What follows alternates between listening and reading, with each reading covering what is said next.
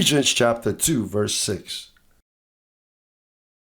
And raised us up together and made us sit together in the heavenly places.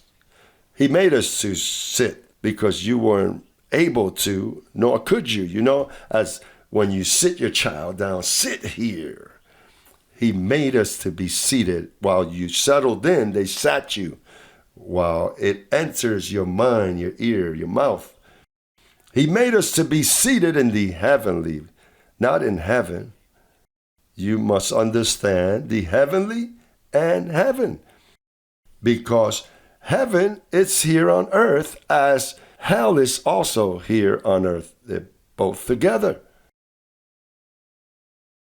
The heavenly places. If the church is seated and to be called the church, it has to have a body, hair, bones, has to be a human to be called the church. If you depart from your body, then you're no longer the church. Now you are the congregation of the just spirits made perfect. You depart your body. But church, which comes from the word ecclesia, which means called to congregate. Well, in order to congregate, you have to have a physical body. So then it says that he made us to be seated in the heavenly places in Christ Jesus.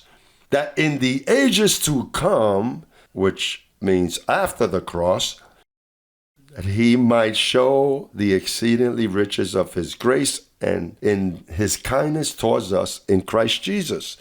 So then, where is heaven? Where are those heavenly places? Here.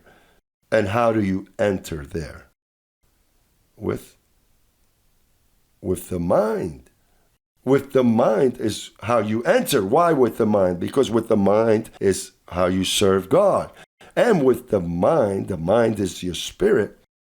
What doesn't die, physical body dies, but the mind remains alive. For an example, I moved there various years ago. Relatively, I moved from hell, which is earth. I moved there a long time ago. So when I deal with people that live as earthly as I live in the heavenlies, they don't understand me. Imagine all of these evangelicals, so-called Christians, they live here on earth. They don't know how to live in the heavenly. They don't understand none of this, that of the age to come, because they still think they are in the age before the cross. They're behind by 2,000 years. Now, it says that now we serve God with the mind. So with the mind, it's how you fabricate everything. And with the mind, it's how I see myself seated together with him. Now, he that doesn't understand this and hasn't grown and its veil hasn't been removed and Christ hasn't enlightened, he deals with the earthly and he always sees himself in dirt and it's always speaking as an earthly.